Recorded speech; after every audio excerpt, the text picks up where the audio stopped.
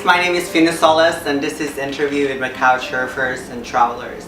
Today, my guest is Shay. Shay, how are you? Fantastic, Fiona. That's Thanks good. for having me. Good to hear. Please introduce yourself. My name's Shay Douglas. I'm from Cairns, Australia. 23 years old and I've been travelling since February. Met Fiona for the first time last month while we were travelling together in Malaysia, and now I'm here in Bangkok. Back with Welcome. Fiona again. Hey guys, so we're clothes swapping. Like today, Couchsurfing and clothes swapping. True. So I'm excited. So Shay, how do you feel? Your clothes? Surprisingly quite comfortable. I love this. I think brown's my colour. It suits you, and also your nail Yeah, polish. my nails done as well. I feel very blessed and I feel quite beautiful. You are beautiful, inside and out. Thank you. So how was your first traveling experience? Like couchsurfing experience? Couchsurfing experience was really good actually. I'd never done couchsurfing before, and I was in Central America traveling with some friends, and it was amazing. We were in it was in Costa Rica. Wow. And we were in sort of like the slums of Costa Rica in the main city in San Jose, and my first experience was staying at this guy's house who didn't really have much, very small little house, and didn't have a job or anything, didn't have so much money, and he was so welcoming, and it was a really precious experience because he wanted to give us everything and pay for the dinners and everything, pay for the beers, but he had nothing. So for us Westerners, obviously we wouldn't accept that, and we made sure we paid for everything for him and trying to give him as much as possible. But it was a very humbling experience for me and opened my eyes a lot, and it was one I'll remember for a long time for sure. And it sort of opened up my eyes to another world, and to meet people who are just like us. It's true. Like, doesn't matter how much money you have. That's true. I agree. It's like when you have fever, it's connect, right? When hospitality or like generosity of people, and it just connect, and you do the same to others when you meet other people. That's very true, based on my experience. So, do you have any bad couchsurfing experience? I've never had a bad experience, to be honest. I've only met really great people, and I'm very thankful for that. There's not been one time where I've had any troubles or I've met anyone bad. It's a great couchsurfing is a great way for people to connect, and for people to get together and share experiences and stories, and everyone I've met have sort of been like-minded and happy to share their story or their home or their city, and been really wonderful people, so it's great. That's awesome. So, and how old are you when you're traveling? Your first travel experience? Cool. I've been very fortunate. My parents, both my mum and dad, are very big travellers. They're both from the UK. My dad's Northern Irish and mum's English. They met in America and now they live in Australia. They've been living there for a long time. But they used to take us kids travelling from a really young age. From I was about 6 months, I think. But my first big travel experience by myself, I think I was about 12 years old, when I was travelling around England after a football tour, and then I travelled over to Northern Ireland to visit family, and then back to Australia, and then been travelling ever since. Oh wow, that's awesome. Very lucky, yeah. Great. Do you have any bad experience during your travel? Like any accident or like unforgettable like bad experience for you? Maybe it's not a bad experience. Maybe it's. I don't. For me in my life, I try not to look at. I'm sure there's been many things that are maybe not so good or a little bit negative that have happened in all my travels, but I always try and see the bright side of things and try and look at the positive things in it and take a lesson from it. Maybe I didn't do something right, or maybe I walked into the wrong person, or but it's something you can learn from, and so it doesn't happen again. I think it's important, but there's nothing that sticks in my mind that would really. So make things negative into positive, turns into positive. You know, for sure. Don't really think too much that this is bad. This is, for me, it's good, and learning new experience. You know, learn from it, or maybe cool. It's amazing. Unforgettable travel experience you will never forget, like for the rest of your life. Wow. You mean something like amazing places, or like people you met, like things like makes you really more mature, makes you more love traveling more? Yeah. One of the most incredible experiences I've had actually was traveling through Namibia. Namibia. It's in the south of Africa, just north of South Africa. And I was with my mum and dad at the time and my younger sister, and we just spent 4 weeks in South Africa, come up to Namibia, and we were traveling through the desert, and we went into the middle of the country and to visit the Himba tribe, which are very an ancient tribe still living in these. Some would say primitive, but for me, I think they're sort of more advanced than we are today because they live a lot basic, very simple.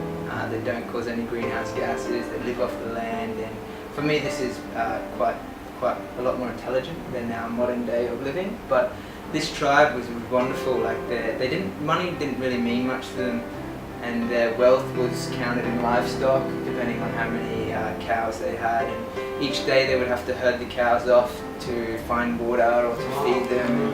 And we had with us our guide. He was a native Himba part of the tribe, and he was communicating with us, and they really loved the fact that we were a family together and traveling and coming to experience this new culture and these new people. And it was extreme. We learned lots about their culture and the people, and they were so fascinated with us.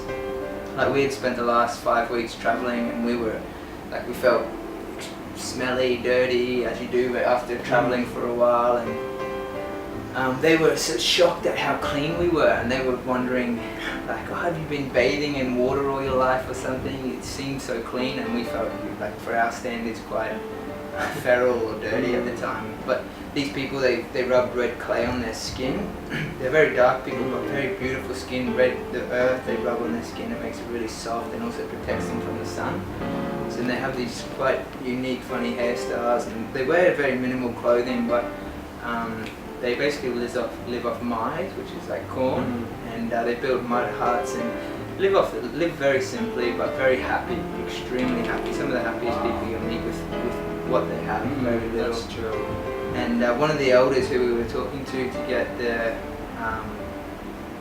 sort of like okay to come and see the tribe, he was fascinated with where we had come from, and he was asking us questions about Australia and where we were born and where we live. And for him, he couldn't quite comprehend how far away it was, because they don't have any cars or modern day vehicles or anything. They walk everywhere. And we told him how long it took us to get here, flying from Hong Kong to various different parts of the world to get to Namibia and then driving. And the question he asked was, how long would it take to walk there? So he didn't quite understand what a plane was, or what a train or bus or any of this sort of was. And we said it'd be a long walk and also a long swim. That's very nice, like it's nice also like to see the world are different, and like for our perspective, and then people like interact in different way of living. So it's really cool. Like, and imagine your age at time traveling with your parents, and you still remember all of those like these things, like it's great memories. And wonderful memories. Yeah, very humbling. Makes you appreciate what you do have in life, and also appreciate the simple things as well. I think that's who you are.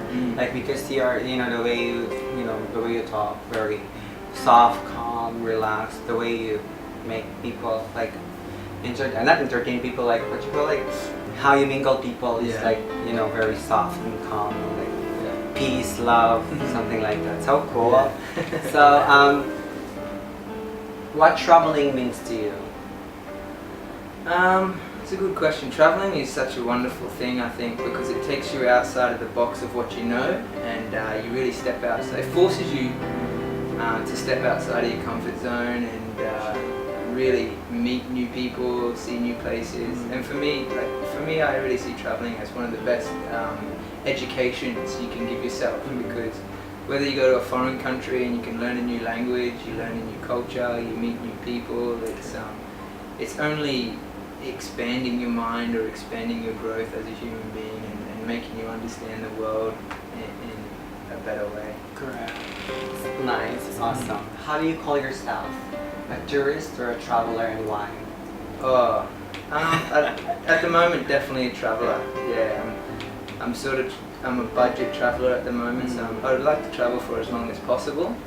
But then there's still a time where I would like to sort of really find a nice space and ground my feet and take all the things that I've learned on my journey and really put it into practice, because there's a lot of amazing things out there in the world that we can take in, and it's not until we do something we really learn the act of it. So there's so many things I've learned on this journey, and so many great people that have taught me many lessons, including yourself. I've learned so much of you in such a short time that I'm very grateful for. So cool. So that's supposed to be a question, like what is the most traveling advice that you've received from people? Like you travel, I'm sure you travel many, imagine Namibia, all these places.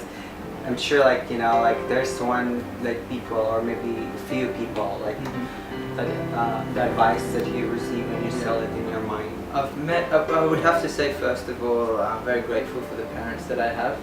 I really salute your parents, how they brought you and makes you the person who you are, and very supportive, I can tell. So hi parents. I'm Mom and Dad. So I really salute for amazing parents you are. I'm going emotional because I don't have parents. Yeah, for sure. That's okay. So yeah, so any advice, advise people? From other people, I would say I haven't received so much advice, but it's more so lessons that I've learned from them. I think there's a lesson to learn in every day from every person. There's many people out there who do certain things, and they're wonderful things for the earth and wonderful things for people, and you take on board these lessons and you take them with you and you carry them on your journey. And I don't know, lots of things like how caring and giving some people are, when maybe they don't really have so much to give, but they want to give you everything they have. And sometimes I find it's actually the people who have less that want to give more, which is really amazing for me. It's been a really eye-opening sort of experience, and I found it, the people who have more, they tend to hold on to what they have as well. So I don't know. So maybe because I a little bit understanding of people, maybe they've been through a lot of struggle to reach to the top, and then they were scared that maybe there's a lot of people who would never help them for when they're at the time that they need it. So I will understand. But yeah, and that's you're right. Like people who are less, the more giving and generous they are. Remember we went to when we were in Malaysia, it was a special experience meeting you when I was weaving the hats. And then obviously you've done many crafting things with your hands and lots of weaving with palm fronds, and you came over and showed me how to weave the little balls, and it was a really special moment to share a little bit of and educate each other and share knowledge. There's a lot of sacred knowledge that has been forgotten over the years, but we're slowly, as a human race, as a humankind, we're starting to remember. As we remember and we have these dreams or these visions or these passions come back to us, it's important to share them with others, because it'll help heal each other and it'll help heal the world, and we'll move forward together. So one last question. Advice to people, like what's your advice? You're here and they're doing the computer working and they want to travel but they're scared. So any advice to people like your age, like it can be very daunting when you're sitting at home, or sometimes you can be a little bit afraid, or one big thing is you just have to do it. You can sit there and talk about it, you can sit there and think about it, write about it, sing about it, but you really start to learn when you start doing.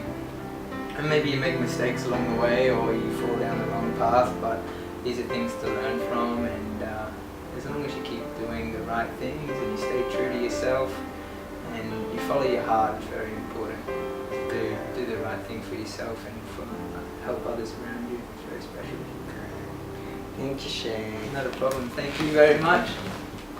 I'm sure people will forget what they're wearing because don't worry about the stress. So guys, thank you so much for watching. Always remember the world is our house, countries are living rooms, lakes, seas and oceans are swimming pool. So travel safe. Bye. Thank you, Fiona. I'm so grateful to be here. Pleasure is mine, and thank you for contacting me, and of course. I'm happy to host you. I look forward to our encounter in Australia. Yeah, I'm looking forward when you come and visit.